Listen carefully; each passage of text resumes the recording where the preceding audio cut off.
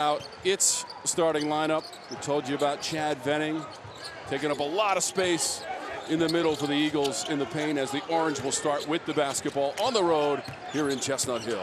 Jyare Davis is the senior transfer from Delaware. He is in the lineup today, the starting lineup, because Freeman is not playing. Been that kind of season for Syracuse. Just when Starling comes back, out goes Freeman, and that's exactly what you want at the start with your star. 21 points and a game high in the win against Georgia Tech at home at the Dome on Tuesday for the Orange. And J.J. Starling, the junior from Baldwinsville, New York, right outside of Syracuse. Saved by the Orange and Starling. Tom, Starling brings so much to this team, not just with his points, his scoring, his leadership, but he gives them a little bit of swagger. They know they got the baddest dude in the gym on their team. Orange bringing a 7-8 record, 1-3 in conference play, looking for their first road win of the season. 0-2 on the road in the ACC, and the shot clock's at 8. Davis operating in the paint over his defenders for 2.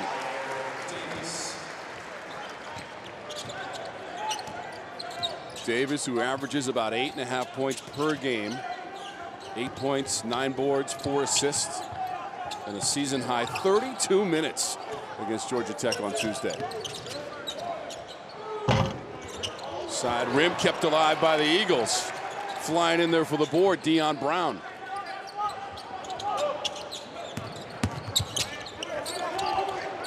Venning on the perimeter.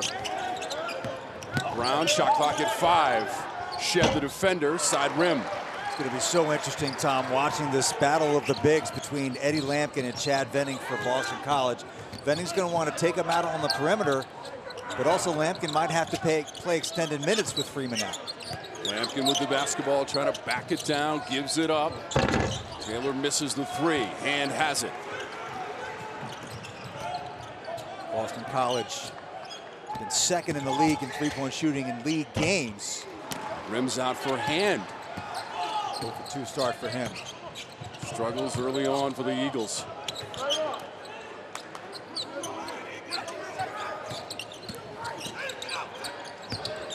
Davis has a little bit of daylight. Lampkin tried to board on the weak side, and Hand came away with it. We got 2 low percentage shooting teams here, so rebounding is going to be very important. We talked about the ice under the floor. Spinning around, Beadle for Boston College. That's another thing about both these two teams, Tom, is that they both love that mid-range. Whatever analytics is happening around the country in the NBA, you're not going to see much of that here. It's not about the three-point line and the rim with these two teams. Both of them love the mid-range, and Donnie Freeman is a real mid-range specialist not playing. Lampkin able to get it back and preserve the possession. Lampkin, for all his size, is not a proficient offensive rebounder. Now working on Venning. Lost the handle. Hand does not have the numerical advantage, waits for reinforcements. Josh Beadle, the transfer from Clemson. He was part of that team that went to a regional final for Brad Brownell. Earl Grant was an assistant under Brad Brownell in his ascension to the Boston College head position. Davis just rips it away from the Eagles. Venning likes to fade away, and he likes to go left shoulder. Might be able to score that way, but you're not going to get your man in foul trouble. Starling gave it off. Around the edge, Taylor flying to the rim. Nice job getting downhill for Taylor. Because Syracuse does not have a traditional pass-first point guard, Autry moved Jaquan Carlos to the bench. You're going to see a lot of that dribble handoff action to get their offense going, because they don't have a natural playmaker. Beadle with the bucket at the other end for the Eagles. Right back into this one in the early stages of our first half. It's kind of the challenge Adrian Autry has faced in getting his offense into a rhythm, because Carlos is his best passer, but he's a 17% three-point shooter. Autry's second season as the head coach for the Orange. Taking over for the legend and Hall of Famer Jim Boeheim, and it's Davis inside. Uncontested jam as he cleared the way. That's the second time that Davis has put Elijah Strong in the blender. Davis, who had a double-double in the first game of the season, scoring threat early for the Orange in the lineup. Freeman is on the bench for the second straight game, foot injury. Moore teeing up a three-pointer. Too strong in the long rebound to Starling. Little soft shot inside the free throw line. That's his spot. He loves that spot. Shot like a little teardrop, even though he didn't have a defender in front of him. That's how used to that shot. Good start for J.J. Starling. He leads the way for the Orange, averaging 19 points per game. Trying to work it inside, and that'll fall. It'll be Venning. Is that right shoulder? You got two shoulders, young fella. Use them. There you go. Chad Venning, the graduate student, 6'9", 270, from Brooklyn, New York. Spent 2 years in the Atlantic 10 at St. Bonaventure. And 2 years before that at Morgan State. Venning is playing in his 123rd game as a collegiate player. Taylor slams on the brakes and hits the jumper. It's all that curl, dribble, handoff action. And into the mid-range. Teams are 0 for 4 combined from 3, so the mid-range is key. We have played 6 straight minutes without a stoppage. From the opening tip, Beadle, hand. Taylor recovered defensively, hand hit the baseline jumper. Another mid-range. Donald Hand has terrific size. Again, not a great three-point shooter, only 33% on the season, but 6'5", 195, and he knows how to use that body. Starling, cross it over, go in for the jam, and he was met by Venning in midair, mind you. Back the other way, it's Beadle, drops it off. Lampkin comes flying in. Strong let him go by and laid it in. What a sequence at both ends of the floor, Seth. Starts with the defense at the rim. Defense leading to offense.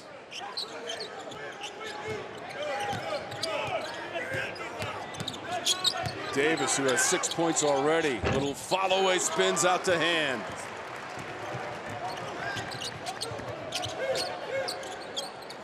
Hand, the leading scorer and rebounder. He's 11th in the conference in rebounding. Tries a three and rips the ropes for the Eagles. There's a made three. Hey, we're going to get to the under 12 timeout before we get the under 16 timeout here. And with that shot, Boston College has taken a 13-12 advantage. Are we on running time here, partner? We used to do this at summer camp. So far we are. BC averages just 6 made threes per game. Moore lost the handle. Eagles on a 7-0 run. And their leading scorer with some production from beyond the arc. Donald Hand is feeling it, pulls up, and splash. We got a good one here at Chestnut.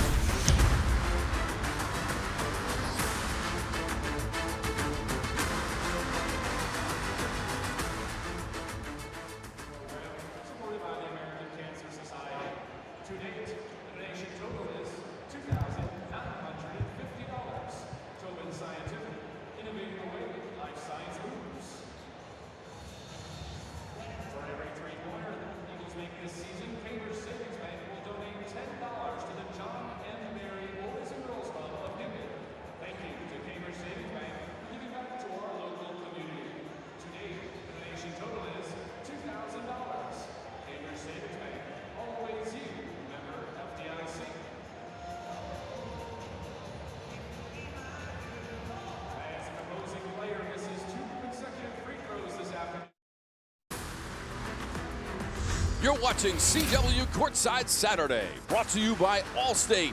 You're in good hands.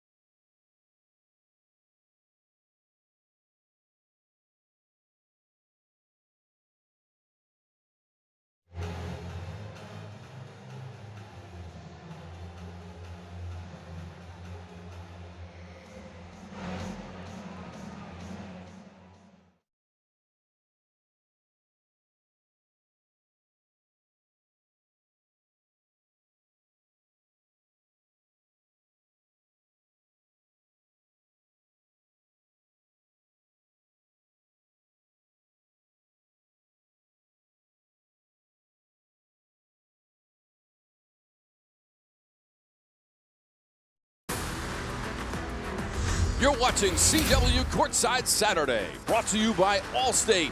You're in good hands. Gasson Hall on the BC campus, blanketed with snow overnight. I'm being told the most significant snowfall that they have seen so far. It's a one-point game. We'll watch this matchup of the two big men inside. Well, we talked about Donnie Freeman not being there for Syracuse. They missed his scoring, they missed his rebounds, and by the way, 5 more fouls, so Lampkin has to be careful about foul trouble. And then you also wonder a little bit about Eddie Lampkin's conditioning, Tom. I know Dr. Earl Grant earlier today, he wants us to get up into a quicker tempo. Both these teams, by the way, play a pretty fast tempo.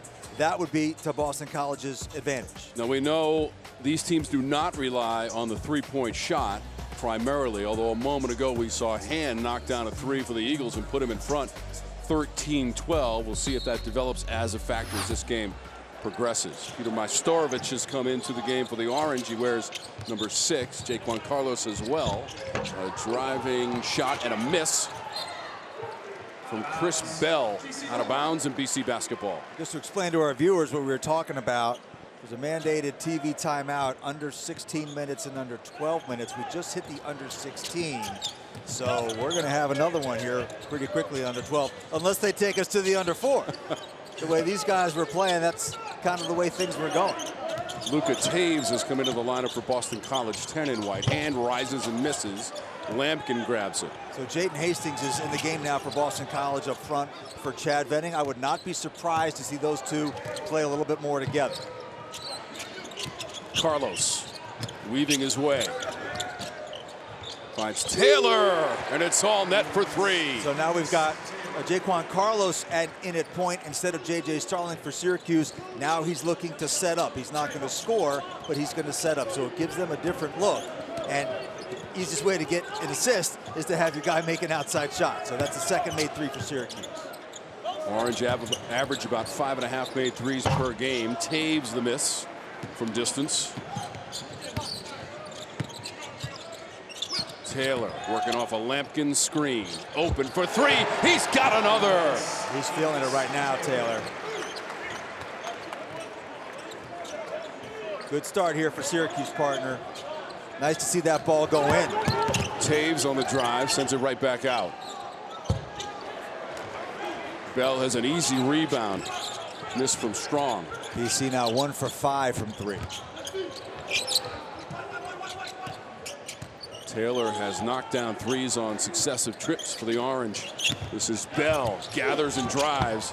Could not calculate the angle. BC comes away with it. Hastings. Taves, wide open. Can't connect.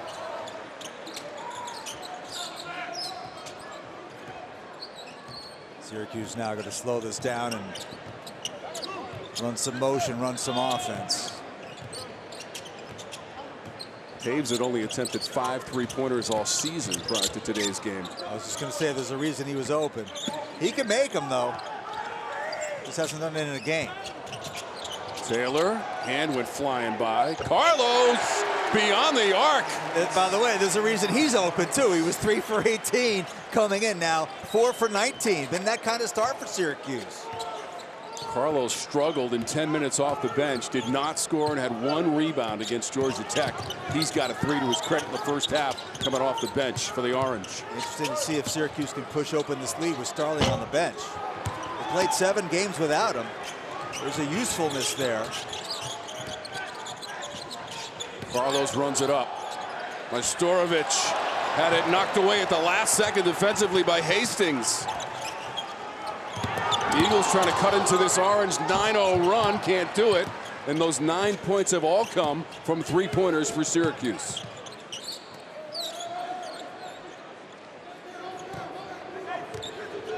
Carlos slows it down as we approach the 9-minute threshold in the first half. Tom Wormy along with Seth Davis and our outstanding CW Courtside Saturday production crew. Side of the rim for Majstorovic from the corner. That strong side double from Strong. Eddie Lampkin is also a good passer. Hand driving, he'll get to the free throw line. So we'll take a timeout. Got a 12 timeout. Yeah, almost made the under 8 timeout. He'll be at the line when we come back. You'd think these guys have a flight to catch. I know Mr. Taylor. Let's play a little string music.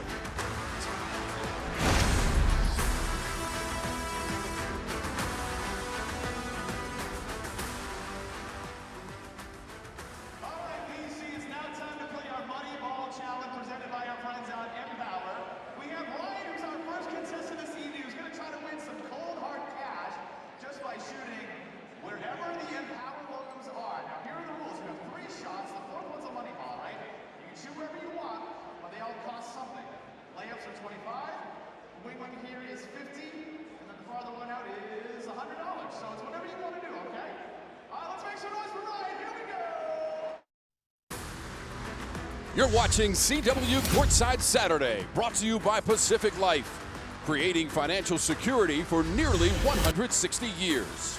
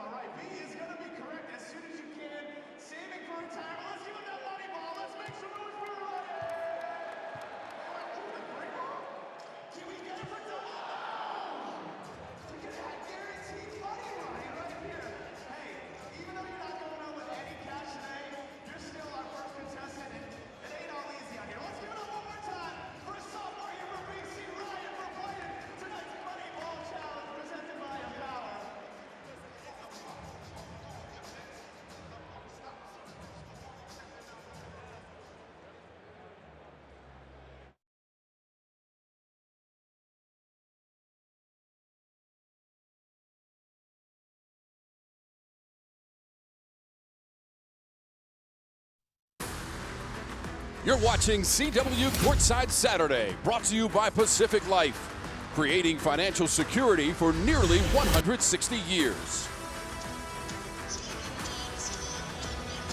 The Hogue Pavilion, part of the BC practice facility, with the Eagles trailing 21-13 to Syracuse, which has connected on 3 three-point baskets, 2 of those coming from Lucas Taylor, who made 64 threes a season ago at Georgia State.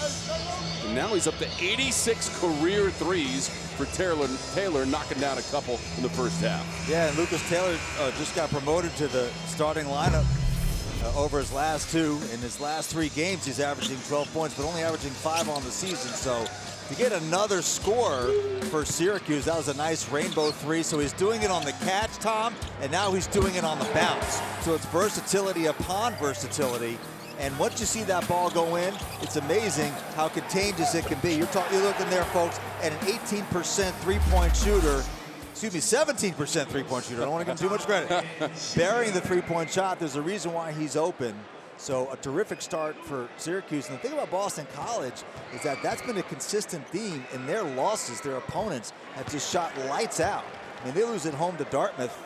Dartmouth shoots 17 for 31 from 3. SMU beat them shooting 11 for 16.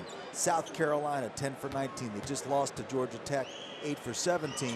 And then conversely, in their wins, their opponents have not shot it as well from 3. That's why I said at the top, one of the keys for Boston College, 3 and D. You got to make your own, and then you got to stop your opponent from making them. And so far, they're 0 for 2 in that 1 for 7 from behind the arc. Great start for Syracuse. So Hand will get a breather after the free throws. Deion Brown comes back in. Hand is one of the best free throw shooters in all of the ACC at 90%. He's second in the conference. So he's on the bench right now for the Eagles. Coming up next, surging Wake Forest heads to Coral Gables, take on new look Miami. Wake Forest, Miami, coming up next only on the CW. It is game 2 of CW Courtside Saturday. Carlos dribbles into trouble. Safety valve and Bell. Contested shot. Mastorovich weak side. Trying to wrestle away from McFarland. Foul called against Boston College. Well, I know it's not Christmas time anymore, but I think at the top of Adrian Autry's wish list would be Chris Bell to get going. They actually moved him to the bench 2 games ago, and it seems to have worked. He made 4 for 4 from 3, 18 points against Florida State, even though they lost the game. But his three-point shooting has been really down from his last couple of seasons. And Bell was just 1 of 5 from beyond the arc in the win against Georgia Tech. Entry, pass by Mastorovich. Davis missed a close shot. Right now we're going to see some extended minutes with Carlos and Starling on the court. So Carlos on the ball, Starling off the ball. That's really their best combination, as long as Carlos doesn't kill him too badly with his offense. Taves hesitation, tried for the scoop, was looking for the foul, didn't get it. BC about 35% shooting so far in the first half. 43% for the Orange. That'll go down just a little bit, and the miss from Bell.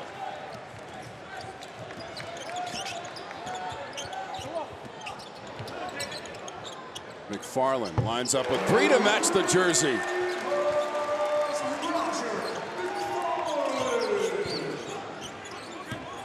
McFarland, to continue the theme, Seth, 23% so far from three-point distance this season. Well, you know, you watch this game, it feels like Boston College is really not playing well. They're only down 3.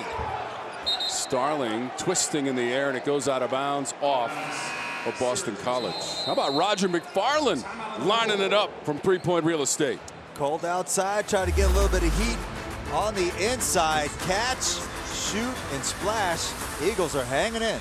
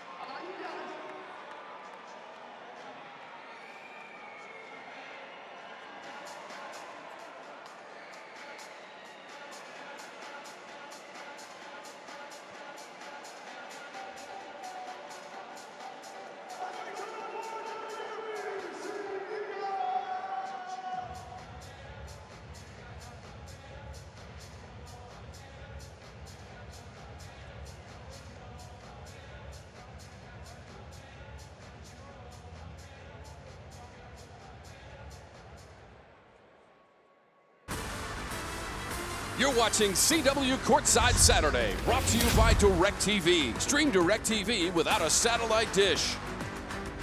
And Fresh Pet. It's not dog food, it's food food.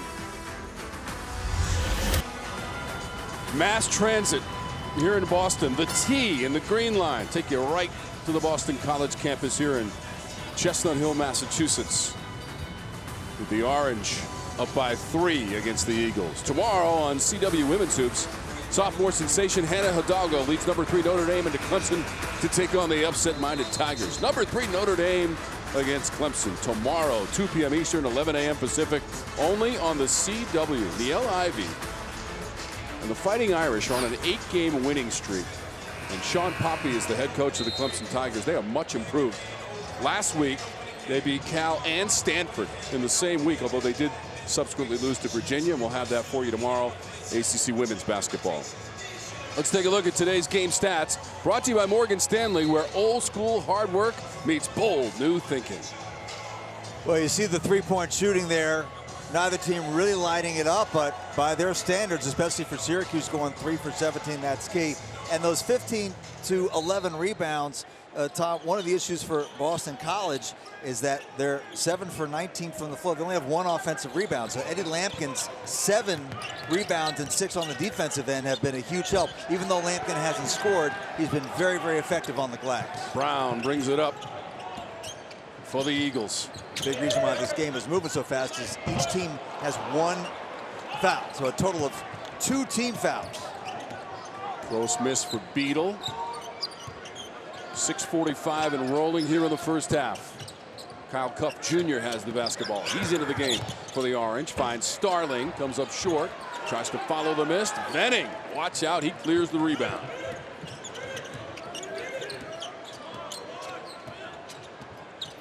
BC hasn't played since last Saturday. That was a loss on the road at Georgia Tech as Cuff comes away with it. Another defensive rebound for Syracuse.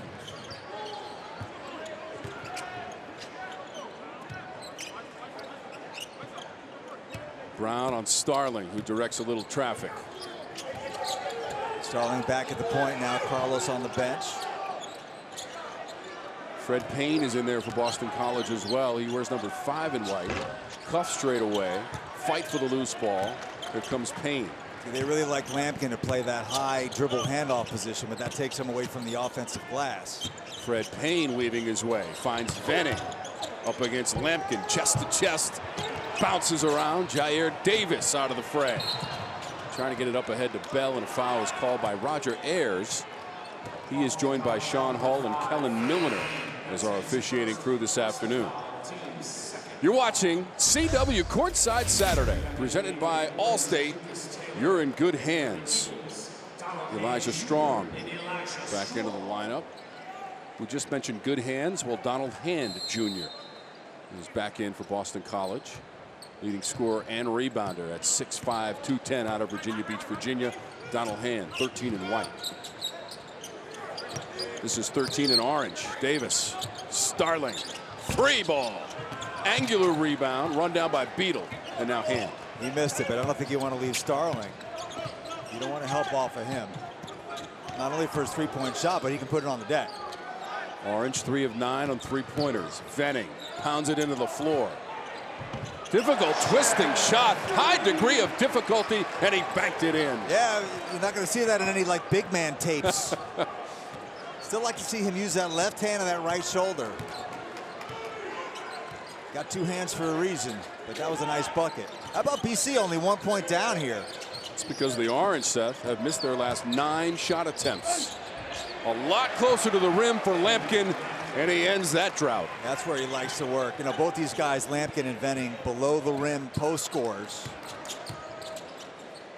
So Lampkin, who has 7 rebounds, is into the box score in scoring with his first bucket. He averages about 10 points per game, just below that. Double team on Brown. Got it away, Venning. Try to spin move on the baseline. And he was along the baseline and might have stepped out of bounds. Here, see Chad Venning actually putting it on the deck.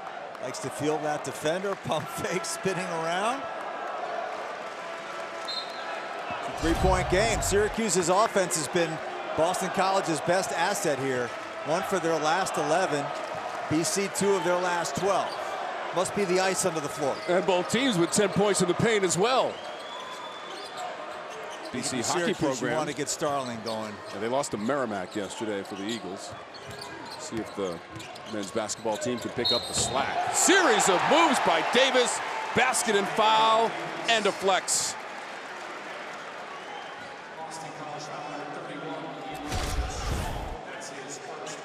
You see Davis going to work on Elijah Strong, spinning back to his right. Venning not coming over to help because he was afraid to leave Lampkin. You're not going to make it from outside. You might as well start pounding it inside. First foul on Strong puts Davis at the free throw line. 65% for the season from the stripe. Cannot complete the old school three-point play. 5-point game.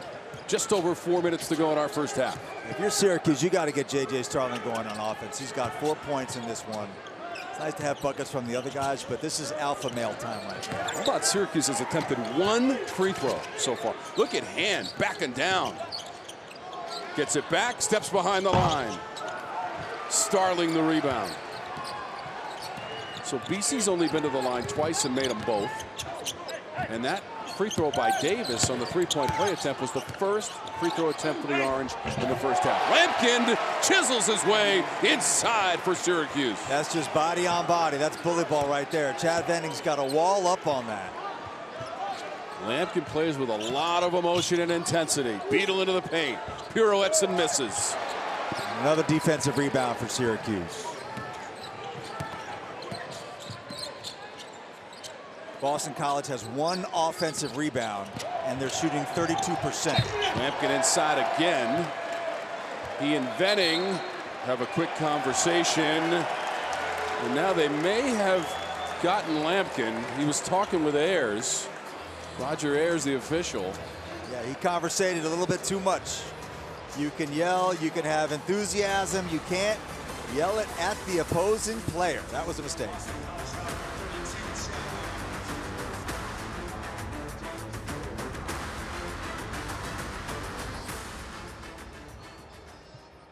Technical foul has been assessed to Syracuse number 44, Eddie Lampkin. That's his first personal foul, team's second foul. Timeout on the floor. All right, BC, let's go on over to our video board to show you our 42 North Dental Don't Smile cam. The rules are simple. If you see yourself up on that video board, you can do anything except for smile. You've been pretty good all year long, so let's see how you can do, BC, for our 42 North Dental Don't Smile cam. Let's kick things off properly here. If you see yourself, like you know what you're supposed to do. There we go, Mom. Okay. Did the kid get in trouble? No one tell him. No one even tell him. He has no idea. He's never gonna know. Oh. How about you guys up there too?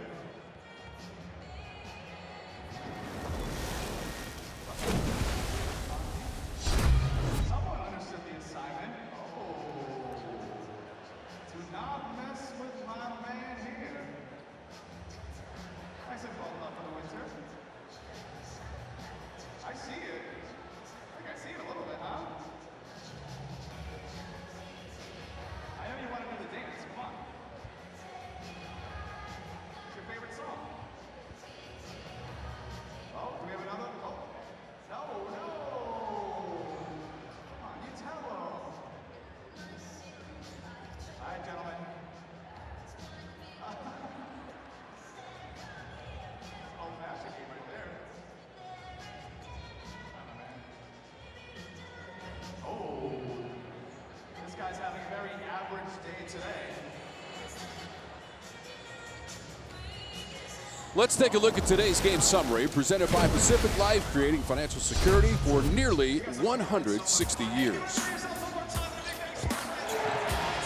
Three-point shot for the Orange, and Lucas Taylor had the range early. Yeah, that was the story early for Syracuse, making outside shots. Lately, they've been doing it inside, particularly with Eddie Lampkin, and Boston College just doesn't have the answer. They've got 17 misses in this game and only 1 offensive rebound. That is literally unsustainable. And they were able to keep this thing close for a while because Syracuse went on about a 5-minute scoring drought, but that's not going to last forever.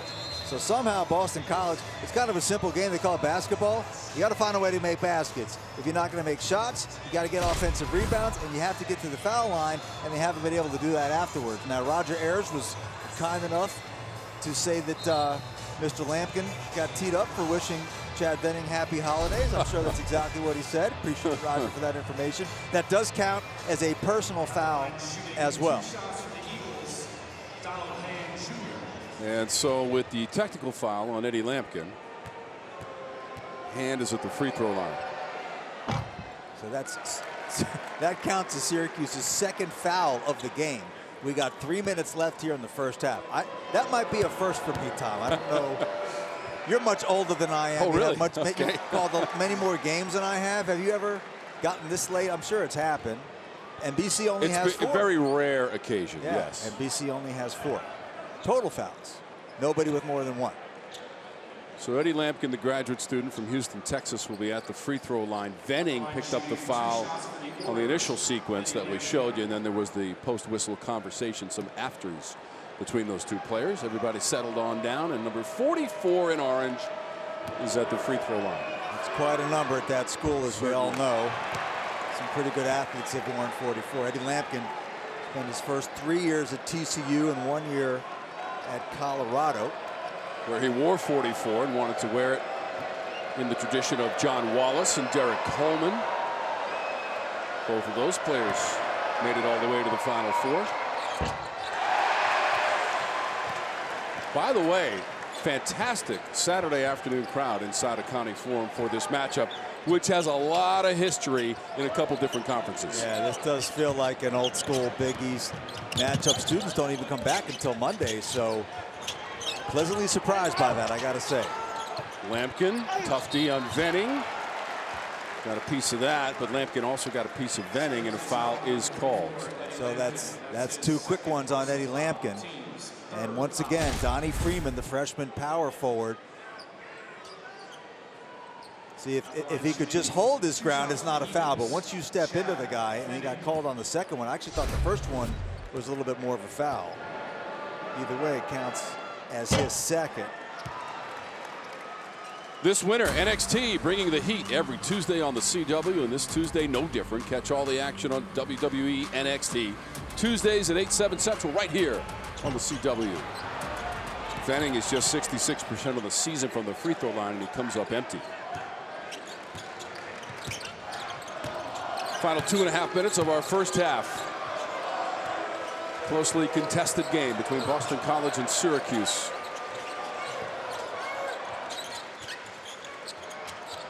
Surprised they're not running action for J.J. Starling right now, just to keep him in rhythm. He's only got 4 points. That pass goes out of bounds. Yeah, I am a little mystified by that, Tom, because you want him in rhythm, you want him confident. He came out early in the game. First couple of minutes, he made a couple of buckets, and you don't even know he's out there now. Adrian Autry, second season, spent 12 years as a Syracuse assistant under Jim Boeheim, former Syracuse player. Eddie Lampkin played 16 minutes in that first half. Averages about 27 a game on the season. There's that zone. You watching Jim Boeheim? How they doing? I know Boeheim's taking notes. Brown trying to shoot over the zone successfully. I shouldn't have said that. I shouldn't have said that. When Syracuse played zone all those years for Jim Boeheim, you think about a zone as packing it in and forcing them to shoot over. They routinely led the Big East and then the ACC in three-point defense. That's what it's designed to do. So to give up a 3 on the first zone possession is no bueno. Brown got fouled. Well, Brown made the 3, and now he's favoring the left foot. His 3 by Brown, first points of the game for him. That zone moving around and a little slow getting out there onto the wing from Kyle Cuff. So Brown is going to come out. You want to stay tuned for today's halftime show presented by Subaru. Love, it's what makes Subaru Subaru.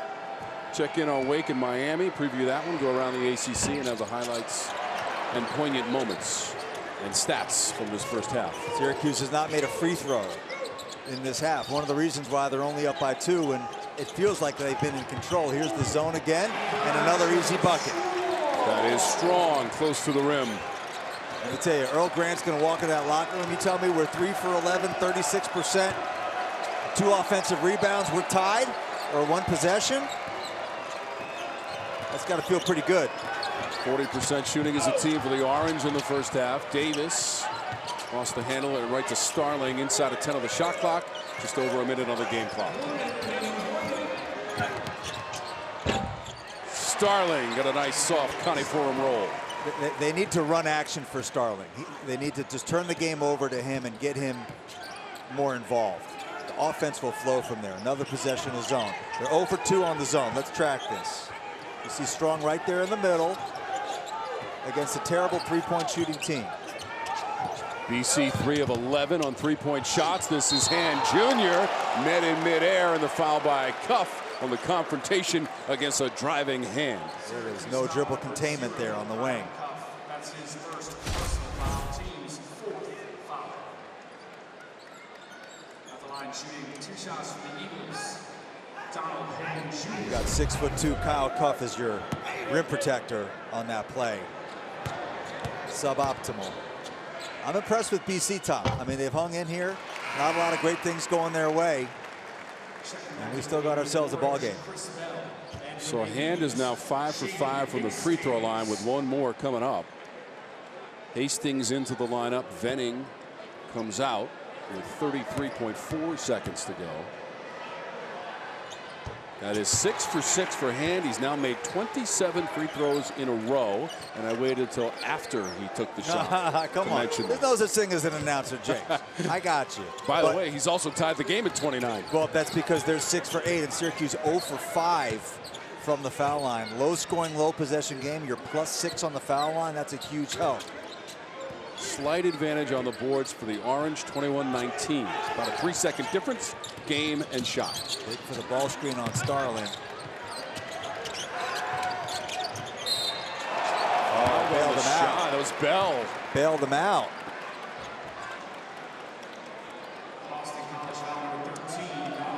That's a bad play by Hand on a couple of levels, not least of which is that Chris Bell hasn't made a whole lot of three-point shots this season, so you're aggressively closing out. They'll keep those hands up. And it looked like Bell got popped for his efforts. So Sean Hall, one of our officials, is over at the scorer's table just taking a look at that previous play. I think he lost a contact lens is what we're being told. 29-29 coming up at halftime. Just confirmed. Previous play is under review. They're going to look to see if it's any kind of flagrant. They're very protective. Now the other thing is, if they determine that he was behind the line, he's got 3 free throws coming up as well. After review, the It ruling was on the force close. confirmed. 3 shots, Syracuse. Yeah, that's what they were looking at. There was a little stutter step, but he did not go over the line in the shot attempt. So Bell at the free throw line, and the Orange have not made a free throw just yet. Bell has not scored, clearly behind the line. And you see the reaction from Hand, just trying to play straight up defense. Got a little piece of Bell to put him at the line. Got to keep those hands up. 75% free throw shooter Chris Bell. Yeah, it's been a tough road for him so far this season. I talked about 27% on the season. Autry moved into the bench the last couple of games. Total of 31 points coming off the bench. Some guys just have that mentality. It's like Curtis Jones at Iowa State. He's their best player, but he likes coming off the bench. It's just part of his mentality. I think in Bell's case, Autry told me that he did that just maybe to take a little bit of pressure off of him, give a different look. Syracuse has been struggling. A lot of times, coaches like to switch things up. And Bell is their best three-point shooter. He's made 16 this season, and he commits the foul on Kelly. Syracuse foul number 4, Chris Bell. That's his first personal foul. Team's 5th foul. First on Bell. If you were with us early on in the first half, we were just running up and down the court, like no whistles, nothing. These teams just going end to end. Chaz Kelly in there for Boston College on the inbounds. Bell presenting problems on that inbounds. Stay with BC, 3.8 on the clock. Taylor is the leading scorer in the first half of the Orange with 10 points. Hand has 11. Those are the 2 players who've gotten to double digits in scoring in the first 20 minutes. Watch Hand on the backside. That's a foul to give. Syracuse foul number 2, J.J. Starling. That's his first personal foul. First on Starling. Little end of the first half foul to give strategy. And all of a sudden we have slowed to a crawl, and BC is taking the It's feast or timeout. famine, man. It's feast or famine. That's okay. I shouldn't have said anything about how the early part of the first half was going. I know, right? Great to be sitting alongside Seth Davis here on the CW courtside Saturday. I know you've been here before, you said, Seth, but it's been a while, right? Yeah, it's been a while. In Okay. fact, I was remembering being here for a game and visiting with the late Tim Russert, Boston College graduate, great newsman, obviously, and a huge sports fan, and he sure loved his Eagles, that's for sure. Listen, we did not expect an offensive masterpiece, and in that sense, we are not disappointed. Syracuse actually not shooting it terribly, 42% from the floor. Boston College not as well, but both these teams really need a win. You see them lockjam at the 1 and 3 in that 5-way tie for 12. How about Louisville? by the way. Winning at Pittsburgh, alone for the moment in second place in the ACC. An unbelievable job by Pat Kelsey. He's got to be in the thick of the conversation for National Coach of the Year. We saw his first ACC win on the CW as well. Beating the clock. It's Beadle. And he's got some high fives for the front row here at Connie Forum. And Beadle with a 3, tied at 30 earlier on this season. Yeah, late in the shot clock, late in the game, Beadle's the guy they go for. The number that jumps out from the box score for me, you see Venning inside with the and one, is the number one. That's one offensive rebound in the first half for Boston College. They had 17 misses and only one offensive rebound on the season. They're grabbing about 34% of their misses, which is 71st in the country. They're a pretty good offensive rebounding team.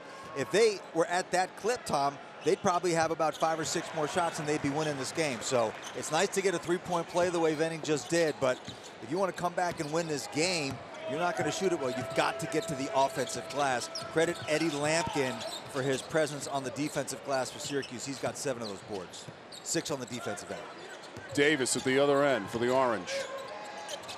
Flings it out onto the perimeter, Starling. Davis got it back, ran into Lampkin and fumbled it away, out of bounds to Boston College. It was almost an offensive rebound for Syracuse.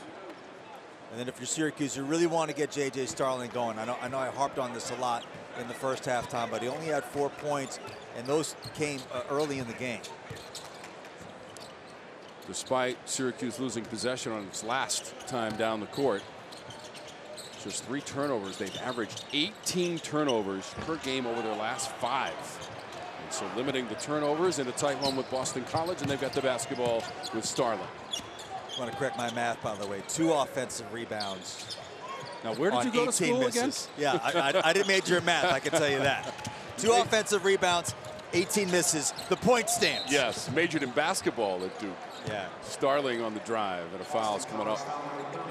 So Starling, even though he missed his first shot, he got a first shot, and now they got him going downhill from the wing to the basket. You got to run stuff sometimes for J.J. Starling again, because there's no true point guard on the court with him at the point and Carlos on the bench. J.J. Starling leading the team in scoring. Look at those free throws in clutch situations. See if it comes down to it. Yet another reason to have the ball in his hands. And like I said at the top, he's the one guy on Syracuse. He just gives them their swagger. Everybody knows he's their best player. And now today they're without Donnie Freeman, by the way. We probably haven't mentioned that enough. Davis misses, tipped back up and in. Davis staying with it on the offensive glass. Offensive rebound. And freshman Donnie Freeman missing his 2nd straight game with a right foot injury. Did not play in the win against Georgia Tech at the Dome on Tuesday. Beadle pivots, tosses inside to Venning. Oh, left-handed. Give him 3 points for that. He used his left. I think he should have 3. I want to give him incentive. You talk about Freeman not being in the lineup today, Tom's 2nd game, and Starling missed 7. So that means since November 27th, 8 of Syracuse's 9 games have been without either Starling or Freeman, who are arguably their 2 best players. Very hard to find a rhythm. That's why you see they're out of this offensive rhythm today. They are the top 2 scorers Love for it. the Orange, and that's Starling. That's called an alpha male. That's an alpha male. You don't have to shoot every time, but when they go through those scoring droughts, as they did for 5 minutes in the first half, they've got to go to Starling. By the way, there's high-cut sneakers, and then there's what J.J. Starling is wearing with the fluorescent laces. You don't miss a trick. Right? Like boxing shoes, don't they? They do. Rocky Balboa out there. That's what we got. They're trading punches is what they're doing. Eagles and Orange. Hand nowhere to go. Lampkin trying to stay with him. Hand off target. 2nd chance. Davis got it. It's a chance for Strong, and he couldn't convert. Oh, he got the offensive rebound. No, nice job by Lampkin, though, by the way, not to go for those shot fakes. Really good. Lampkin's playing a terrific basketball game in heavy minutes. Is playing with 2 personal fouls. Starling catch and release. Everything but the bottom of the net, and Lampkin tried to save it, couldn't do it. You know, Lampkin has a reputation as being not the highest motor guy, not always in the best condition. That's not the guy I'm seeing today. He's got something to say to the refs, so you don't want that second technical. I'm praising him and giving Kevin Milliner Kellen Miller, excuse me. Lampkin's coming off a double-double against Georgia Tech. Had 10 points, 12 boards, his 4th double-double of the season, and he played 35 minutes, to your point on conditioning for Lampkin, which has improved. Venning stepping back. Nasty. Can we just have Venning and Lampkin play full court one-on-one the rest of the way? Wow, pay-per-view.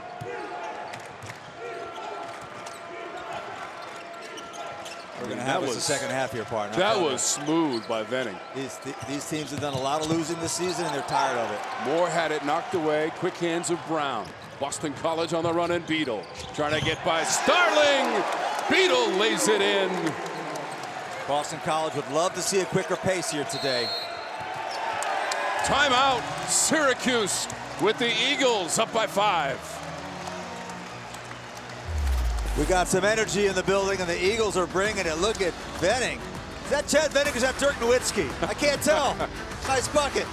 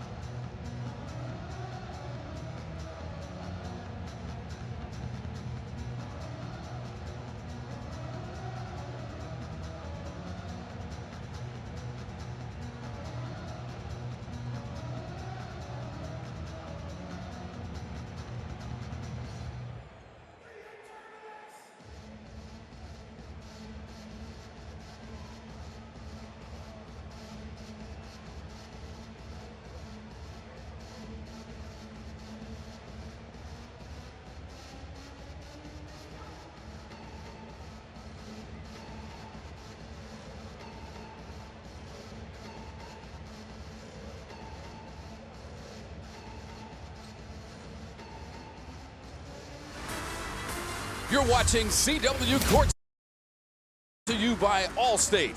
You're in good hands.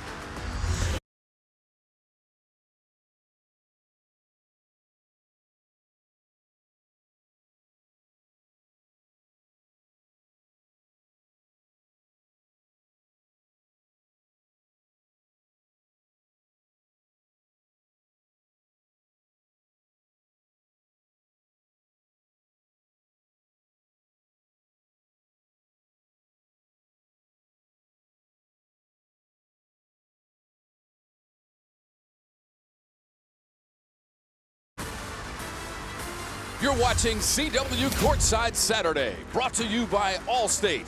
You're in good hands.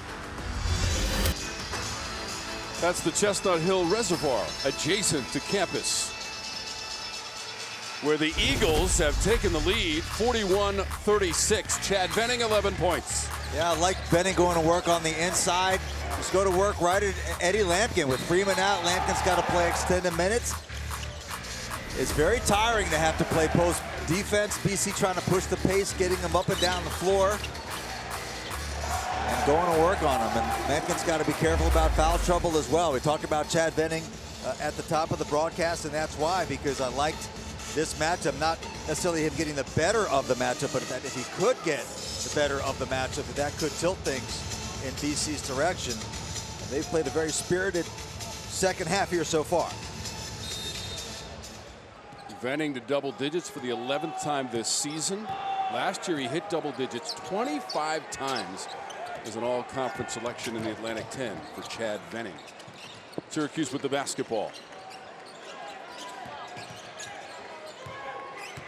Davis trying to work his way into the paint.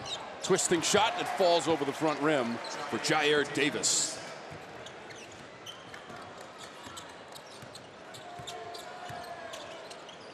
We were tied at 32 after the first 20 minutes, thanks to that man, number 7. And now Beadle with a jumper.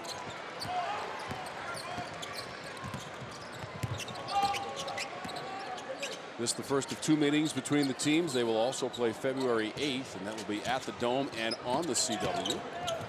Starling floats to the rim for 2. That's his spot, and that's his action. Off the curl, dribble, handoff into the lane, little push floater. Feed him till he burps. 5 of 12 from the floor for Starling, the third Orange player to get to double digits. He, Taylor, and Davis all have 10.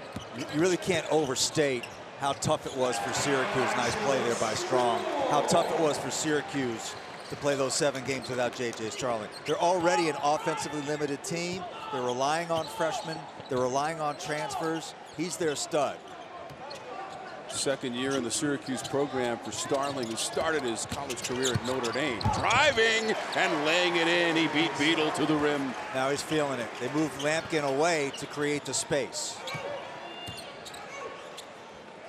So that's 12 for Starling. 10th time this season he's into double digits.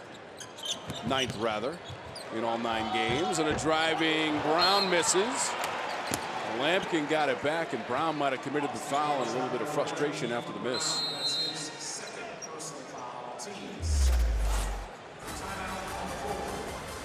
Starling just sliding right down the lane for 2. He's got 12 and leads the Orange in scoring, trailing by 1.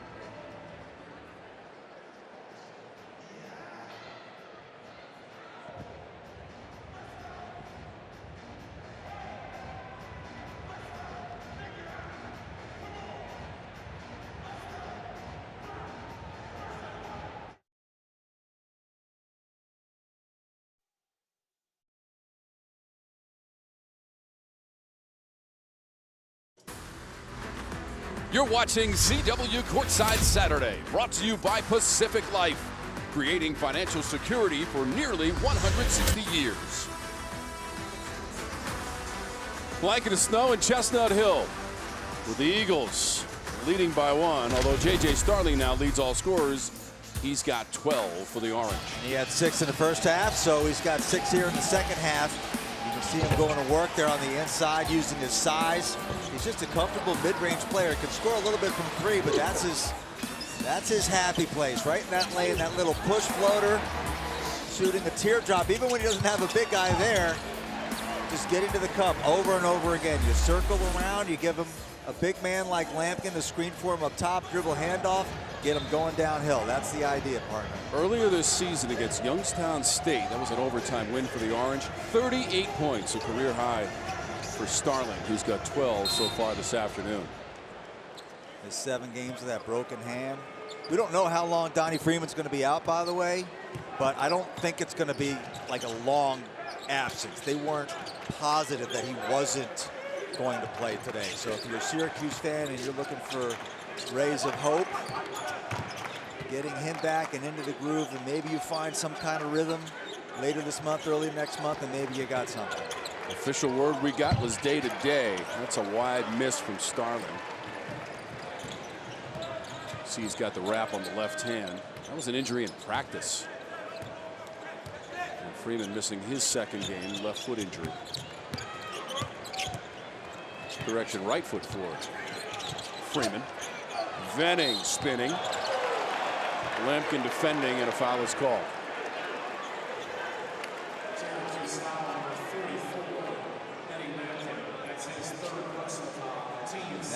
That's huge because Lampkin's got 3.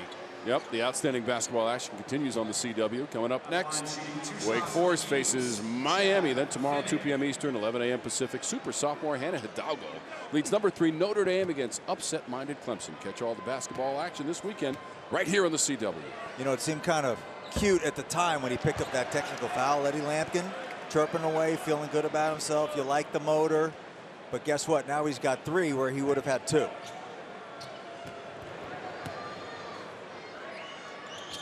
Got 13.5 minutes on the clock. And even if he stays in the game, and he is staying in the game, now he's got to be super careful in terms of how he defends. BC is putting on the press. They want to get this tempo going. And I said they go right to Venning when they get that ball back. BC now 8 of 11 from the free throw line as a team. Orange just 3 of 8 in the game from the stripe. They work it to Lampkin against Venning. Got the shot away. High for the board, McFarland. Yeah, I think you really want to get Venning with Lampkin on his back. Chaz Kelly into the game, 0-0 for the Eagles. This is Hand. Around the Venning screen, defender in front of him. Foul called in the process. I was just thinking that Donald Hand's also been quiet. He was quiet in their last game. They lost to Georgia Tech. He's got 11 points in this one. That's one thing he does is use his physicality. He's not always trying to out-skill you and out-talent you. But at his size, he can be really effective. 6'5", 195 as a guard. Second foul on Taylor. And by the way, the teams have combined for just 6 turnovers in the game. Great call. Super impressive. Strong on the inbounds. Mastorovich defending. Off balance shot off the glass. How did he do it? Elijah Strong, the sophomore from Charlotte, North Carolina. Boston College is slowly but surely seizing control of this game. Maybe in for one of those patented scoring droughts from Syracuse here if they don't move it. 8 points now for Strong. Starling had it poked away, stays away from it, out of bounds off of BC. Watch Elijah Strong going to work on the inside again. I'm not sure that you would teach this in big man camp, falling away across the lane with his soft hand. Counts for 2. I like the aggressiveness. I like them scoring in the paint. Strong moving between Lampkin and Majstorovic. Yeah, there you go. Starling, nifty dribble and drive. Beautiful.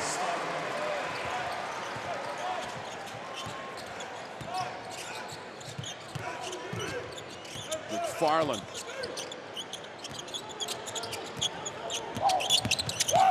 Kelly. Hastings tapped it. Starling near it off of his fingertips and out of bounds to Boston College. A little surprised we haven't seen more of Jaden Hastings. Earl Grant was talking about maybe playing the 2 bigs together. They were playing that lineup at shoot-around today. I think like what he's capable of doing, the freshman from Orlando. Yep, out of IMG Academy in Florida. Redshirted last year, had some strength. Hand, little Globetrotter dribble! And an equally impressive shot as he was going to the court for Donald Hand Jr. So you can see the strategy. They're going to work in the paint. BC has not even attempted a 3-point shot here in the second half. That 4-point lead. See Mr. Hand going to work on the inside. Everybody falling to the deck and scoring. What happened to standing up and shooting?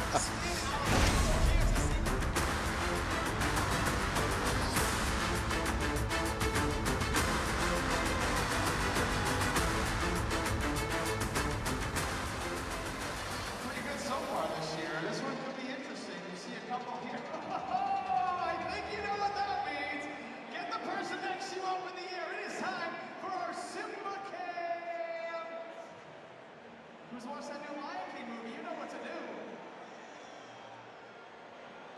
that circle of life going up there. Here we go. There we go.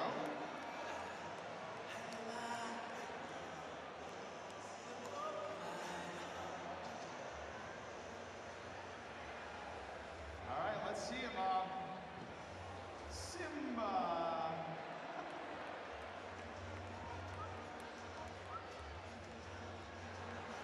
We're a little occupied here this evening, huh?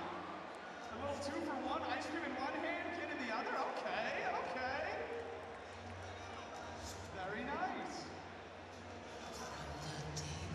Let's see that make a Simba impression.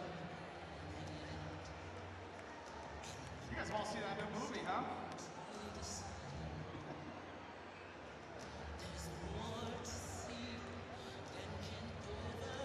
I see one over here that we gotta get over.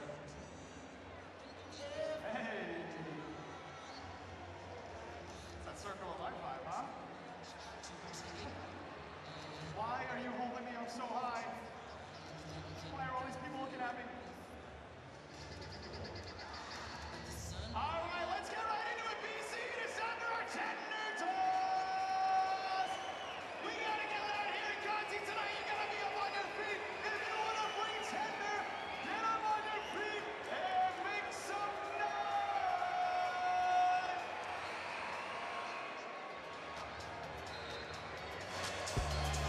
He's a cop, she's a con, and together this unlikely duo uses their skills to catch criminals. The hit series returns. Wild Card Season 2 premieres Wednesday, February 5th, right here on the CW. Well, Donald Hand Jr. today for Boston College. He is their offensive source and trying to heat it up in the second half, Seth. Yeah, and he knows what he's doing too. He can score from outside, but what he really excels at is getting to the cup, getting into the lane, using his physicality. We told you about his size at 6'5", 195. And yes, I am old enough to have covered that young fella in college because he's younger than I am, which annoys me. But he was a really good player and a very heady player, a very smart, tough, really good defender. Great program. So a couple of weeks ago, Donald Hand Jr. won Player of the Year, Player of the Week rather, in the ACC late December. Well, Donald Hand Sr. did it in 2000 wearing a Virginia uniform. First time ever in the history of the conference, a father-son duo pulling in that award for the weekly Player of the Year in the ACC. Davis caught it and missed.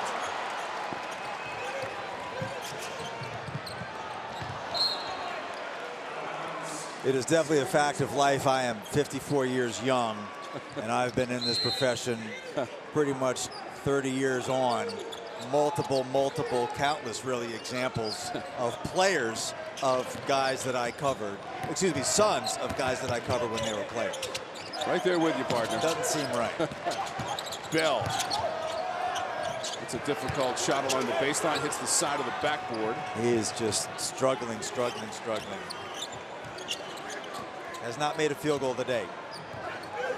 Bell scored 13 points a little bit against Georgia Tech. Also made a 3 in that game, coming off the bench for the Orange. Yeah, Adrian Autry talked earlier about moving Bell to the bench. Worked for the first game. He had 18 points, 4 for 4 from 3 at Florida State. Shot clock's at 5. Strong trying to back it down. Puts the shoulder down. Bounces off. McFarland kept it alive. Hand against Moskorovic, and that was off the backboard and a foul. That's where you get those offensive rebounds. That's why I keep calling for them. They're such a critical part of the game, especially when you're not an efficient shooting team. And that's just a little bit of fight, and that's also not having Eddie Lampkin in the game. Now Donald Hand is going to the line, 90% free throw shooter, second in the conference. Boston College third in the You thought I was going to jinx him, but I just said it. You said he's definitely missed. No. BC third in the conference in offensive rebounding, although in the first half they had just 1. Right. But it's working to their advantage so far. It was McFarland who did the work to get Hand to the free throw line. I talked about Eddie Lampkin. You know, he averages 27 minutes on the season. And he's already played 24, so he's on the bench now getting a blow.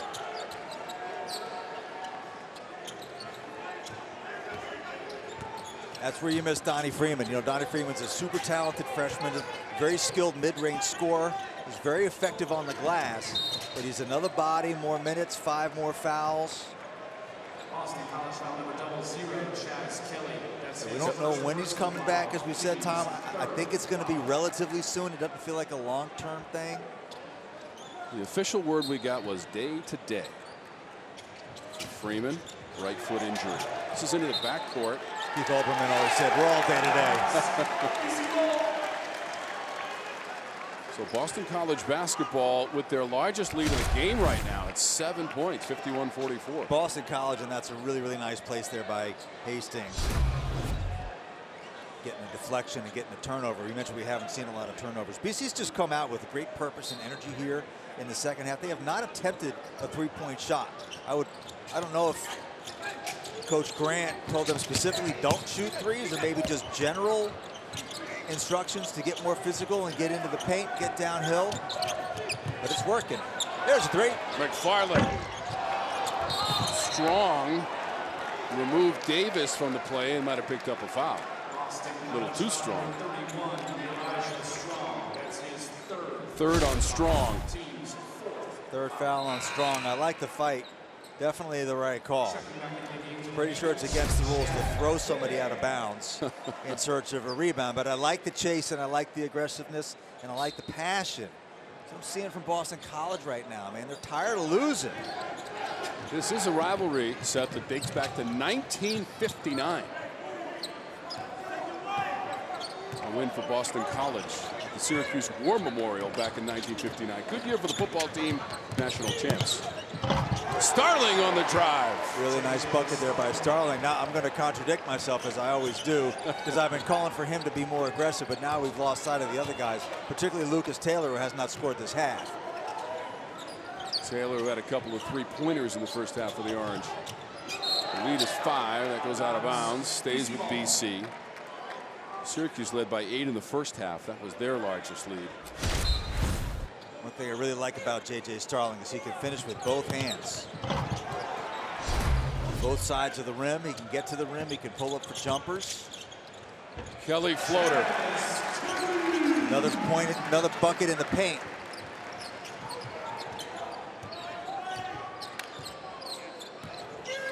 First basket of the game for Chaz Kelly. Neither team has made a three here in the second half. Oh, I tried. And that is still the status. Lucas Taylor with a misfire. We're going inside of 9 minutes to go in regulation. Taylor reaching in, commits the foul against Kelly. So glad that you're with us on CW Courtside Saturday. Tom Wormy along with Seth Davis.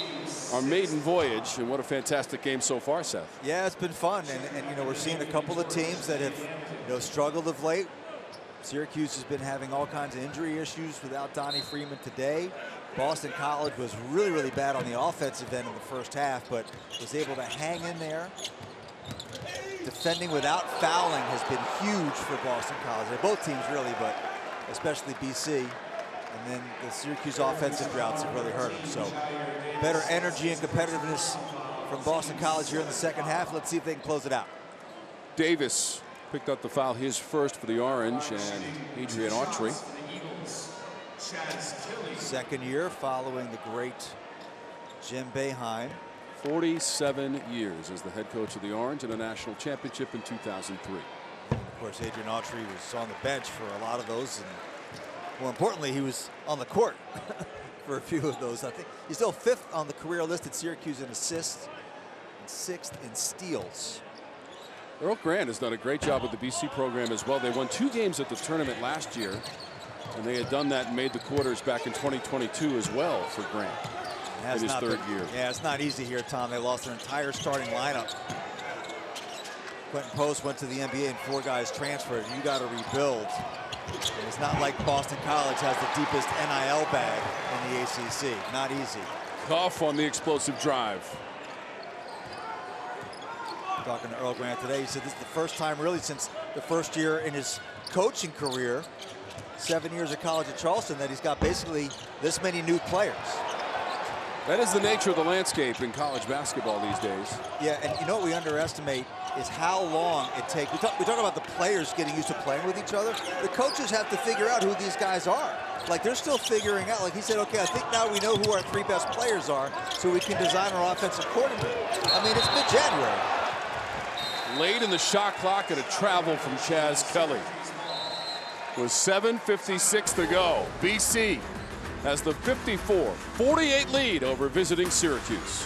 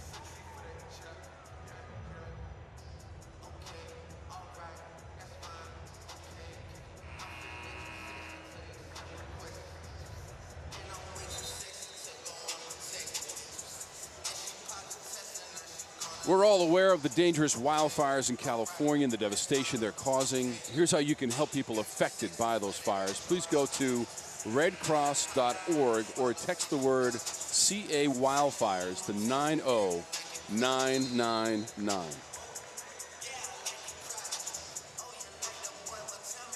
Let's take a look at today's game stats. They're brought to you by Morgan Stanley, where old school hard work meets bold new thinking.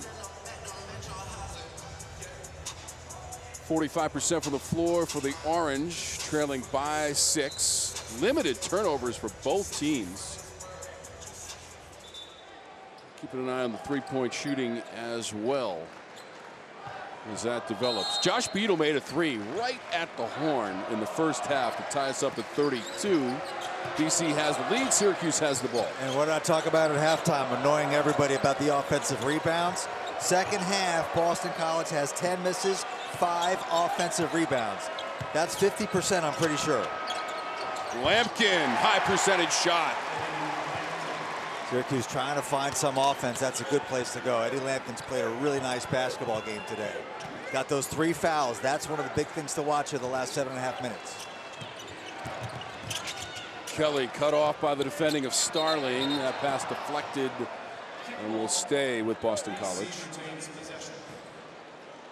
And it's interesting that, you know, Jaquan Carlos for Syracuse has not played at all in the second half. He did make a 3. That's not what he's out there for. But just kind of the offense ran pretty well with him out there. But it's hard to put another non-shooter in the game. And they've got nothing from the freshman today, Elijah Moore, as well. And backing down on Cuff. No, you didn't, Roger. No, you didn't, Roger. Offensive foul. Let's see. Maybe I'm a little harsh on the veteran official. Oh, is that Zapruder film? Come on, man. Roger Ayers, Sean Hall, Kellen Milliner in charge of the action this afternoon. Back and to the left. That's no whistle there. Driving cuff. Wow, big collision as Venning came over to defend. He also got his hand caught in the net on the way up as foul was called. Now that was a collision. Going hard to the rim and clearly a foul on Venning. So they gave the foul, Seth, to Hand. Okay, they got him on. Yeah, so that'll be Hand's third. I gather, I got you. To put Cuff at the free throw line. Well, that's a big one for Boston College. Venning only has one, so it would have been him with two and Hand with two. And now Hand's got three. And he's got to go to the bench.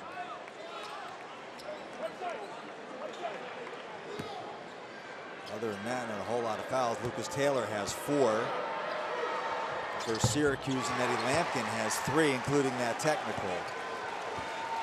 2 for Cuff. Kelly brings it up for Boston College, and now it's a 2-point game. Certainly been my experiences in a low possession, close scoring game that the game is won or lost at the foul line. BC is led by as many as 8 in this second half. Kelly the miss, Lampkin the rebound. We still have not seen a made three-pointer here in the second half. Let's see if I can reverse announcer jinx. I don't think anyone even wants to take one. I may have to go out there and take one. Davis got rid of one defender and spun around the other. Well, I like the no call. Elijah Strong tried to draw one. He said, I thought that was the rule. If you fall down, you get a whistle. 8-0 run by the Orange, and we're tied. Nice response by Syracuse. Venning wants it. Go at him. Venning over Lampkin. That's okay. Volleyballed around and taken by Taylor. Tied at 54. I like that matchup because Lampkin doesn't want to get his 4th. 6 minutes remaining in regulation. We got energy in this building, partner. That ice is melting under the floor. Starling had it deflected by Kelly. Chases after it, beats McFarland to the basketball. Shot clock's at 10. Here comes a ball screen from Lampkin. Starling trying to skate to the rim. Off balance shot. Oh, Starling with the bucket for the Orange, and they're up by 2.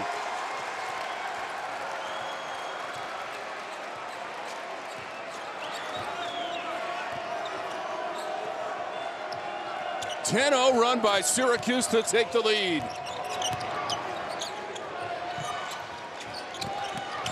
The entry knocked away by Lampkin. That'll stay with BC. Eddie Lampkin came here to play here.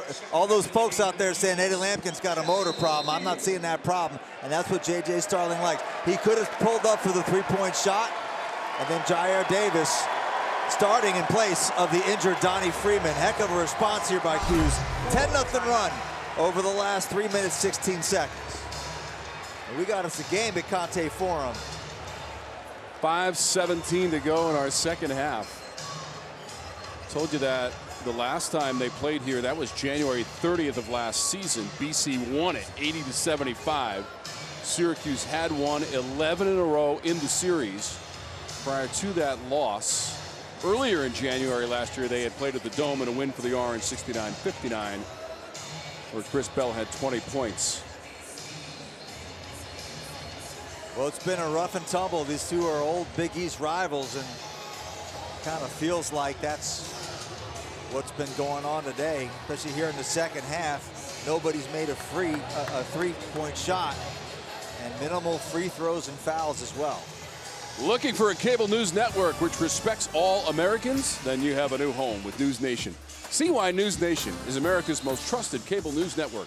To find News Nation on your screen, go to newsnationnow.com. The headline in the second half, BC built an 8-point lead. The Orange on a 10-0 run, 18 points for J.J. Starling on 9 of 18 shooting. Unbothered by the fact that he has not made a three-pointer. He's 0 for 4. Or a free throw. Or a free throw. Right. A little unconventional. He does have 5 rebounds and 2 assists and no turnovers. Shockingly few Syracuse in the last 5 games, they've averaged 18.5 turnovers. They only have 5, and BC only has 5. I keep checking to make sure that's right, to be honest. Syracuse is doing a great job points in the paint. They're +8 in that category. This is going to come down to free throws, I'm telling you.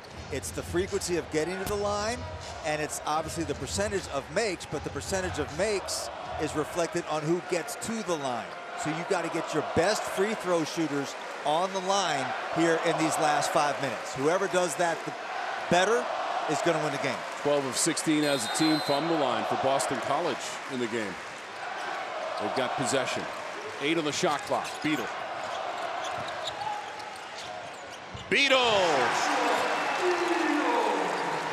Tie game.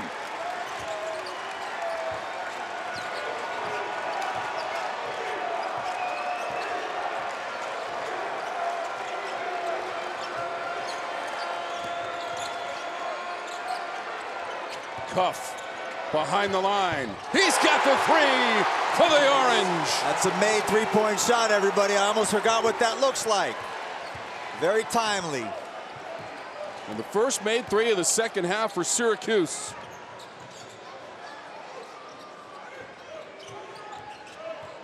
Four and a half minutes to go.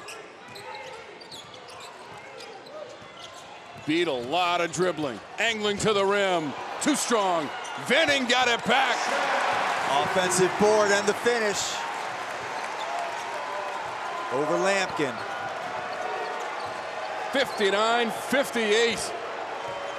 Venning and Lampkin are huffing and puffing out there, just playing their hearts out, man. Brown on Starling. Davis into the paint, working on the block. Lampkin over the top. Venning brought it to the court. Yep, that's the rule. It's a walk.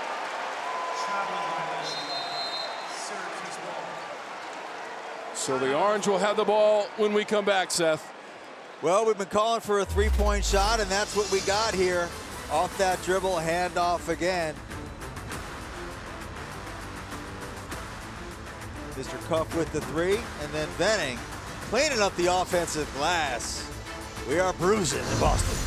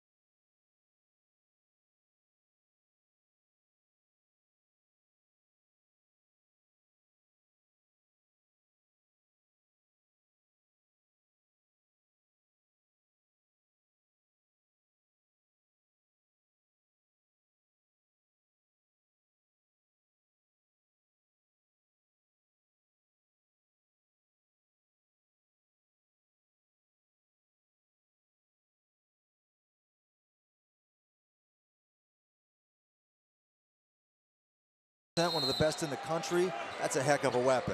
And on the bench, leads the way for the Eagles with 16 points, 14 for Venning. Orange and Cuff. He's got another three. He's made them both in the second half. All of a sudden, Kyle Cuff is in the building. Kyle Cuff had made 7 threes all season before this afternoon.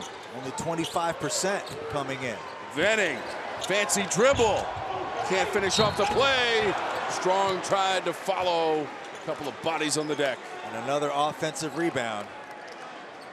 So that's their 7th offensive rebound on 14 misses for Boston College. That's elite. And Kyle Cuff, you say, why is he so open? Like I said, he came in a 25% three-point shooter. Not at the top of the scouting report. He's now 2 for 3 in the game from beyond the arc. Elijah Strong is a 69% free throw shooter.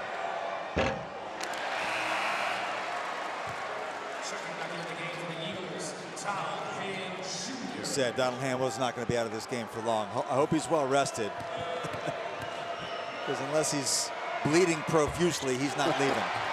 2 misses from Strong. Beadle tried to save it and did, right to Davis. Can't miss 2.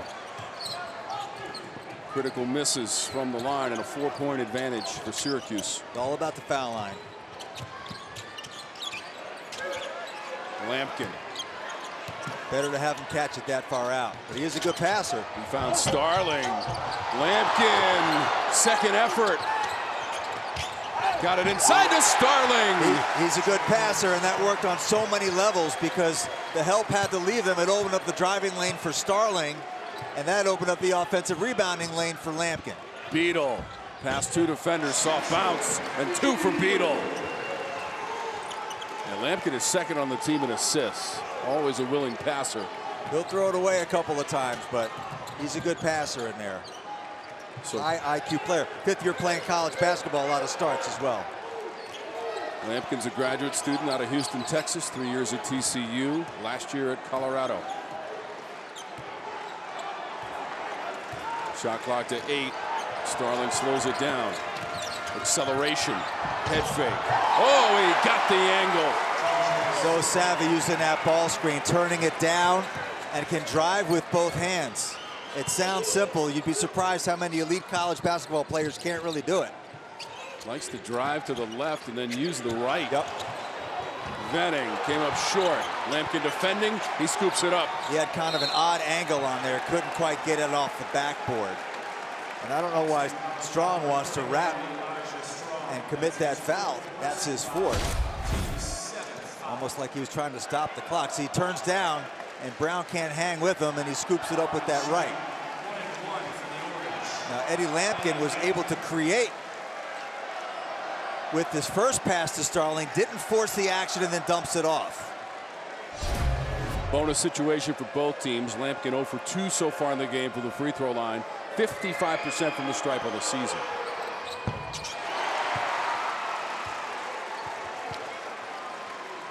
Eddie Lampkin playing in his 120th college basketball game this afternoon.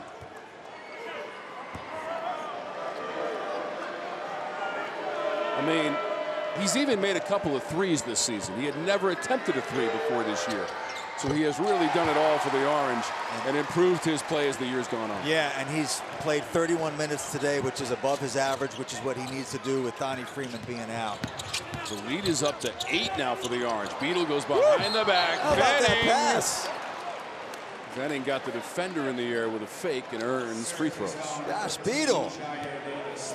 Al McGuire would say a little French pastry on that pass. I like it. So coaches don't mind it if you can do it. Davis picked up the foul. It's his 3rd. Syracuse's offensive execution the last 7-8 minutes is what won them this game if they're able to put it away.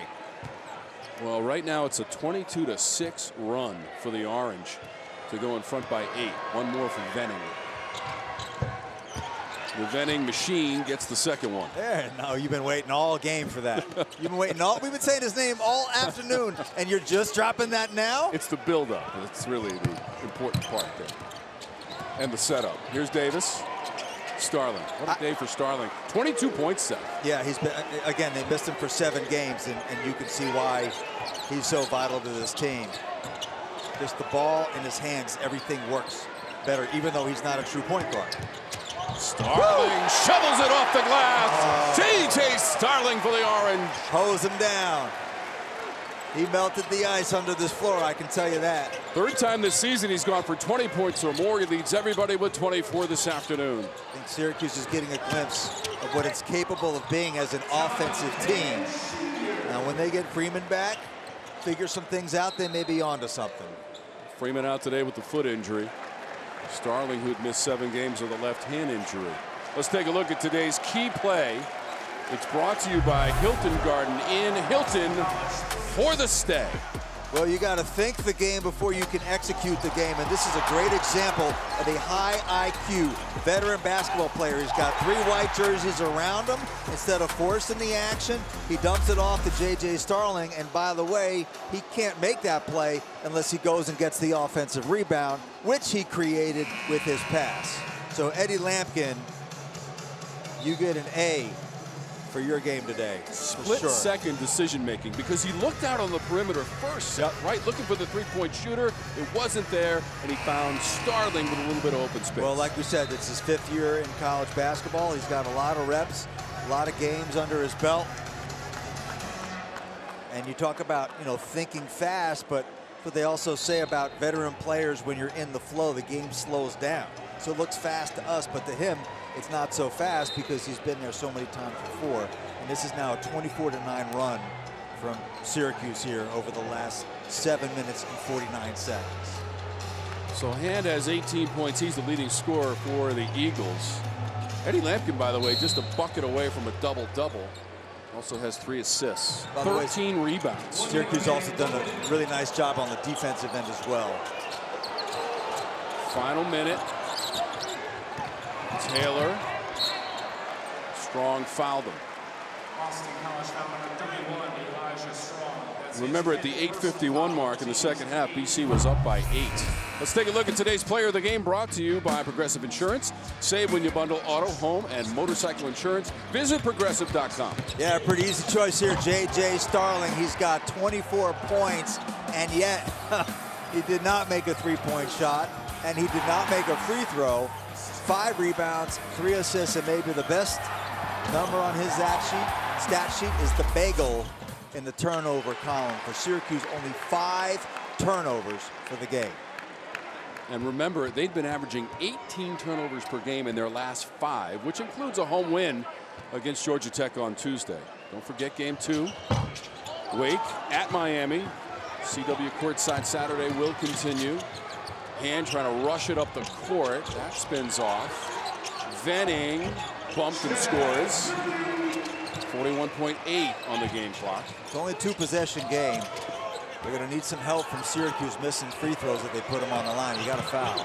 Orange skillfully breaking the pressure in the backcourt, and then Lampkin gets fouled. Yeah, I don't mind the strategy. I like the strategy in this situation. You know, you got 34 seconds on the clock. Play a little defense, try to get a steal, be aggressive, and then once they get into the front court, you can commit a foul. You got plenty of time. What's more important is putting a 55% free throw shooter on the line. That kind of day for Earl Grant, who watched an 8-point lead evaporate quickly in the second half.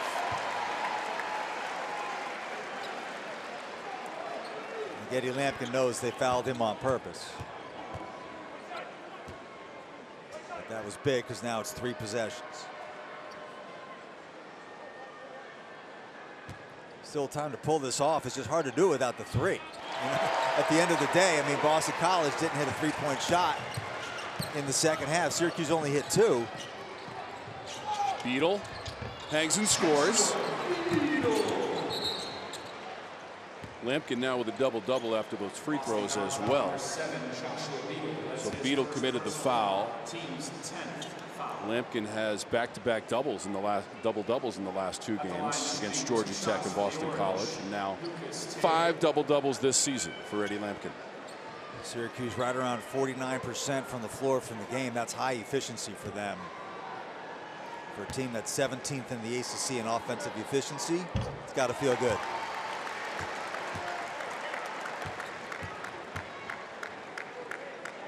Syracuse basically right on their average for points per game, 12th in the ACC. 75.7. That'll be point number 75 as it falls for Taylor. We got nothing from Chris Bell and nothing from Elijah Moore. And Freeman is out. So you can see a little bit of room between this Syracuse team and their ceiling. They're obviously going to be playing a little bit tougher competition as the conference schedule unfolds. Looks like Coach Autry has called a timeout for the Orange. 20.6 left on the clock. And so Syracuse, if they can hang on, they'll move to 2-3 in conference play and even their record at 8-8. Their next game will be at home against Louisville, which has been impressive so far this season. It's a 7 o'clock start on Tuesday. Notre Dame, Clemson, Pittsburgh, and Stanford lie ahead for the Orange. Yeah, you know, you got to take it one game at a time. How about Louisville today winning at Pittsburgh, by the way? Super impressive. And what's coming up next for Boston College? There's not a ton of quad one opportunities in the ACC. So when you have a chance, you got to take advantage. There might be a few people at that game January 18th.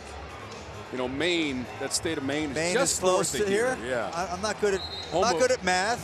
Geography. And I'm not good at geography. But I understand Flag. that we are in the vicinity of Maine. Is there somebody from the state of Maine playing college basketball? Young man named Cooper Flagg is impressive as a freshman.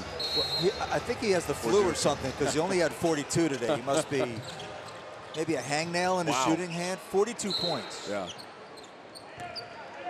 Mike LePray is the sports information director for Boston College, and he says the place will be busting at the seams for that game. He's credentialed a couple of bears and some elk for that game from Maine as well. That was Mike's line. I can't take credit for it.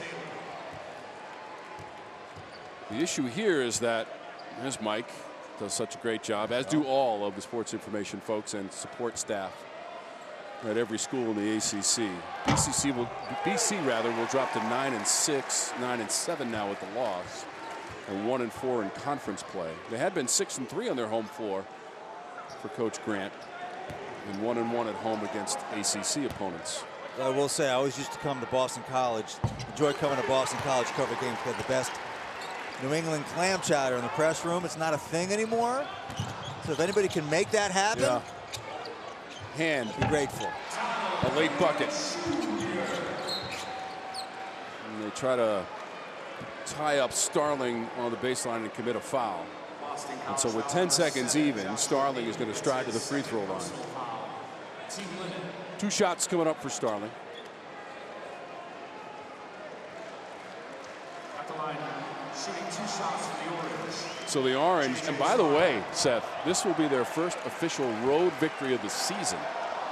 That's their first win away from home. One Tuesday at home against Georgia Tech. Yeah. No, they don't even have any neutral court wins. Has not been an easy season for Syracuse. Some tough losses and lost a lot of transfers. First free throws of the game for Starling. We were talking about no three-pointers, no free throws. Finally went to the line. Final seconds from Connie Forum. Davis pulls it in, and the Orange will head back to the Dome with a 79-71 win against the BC Eagles.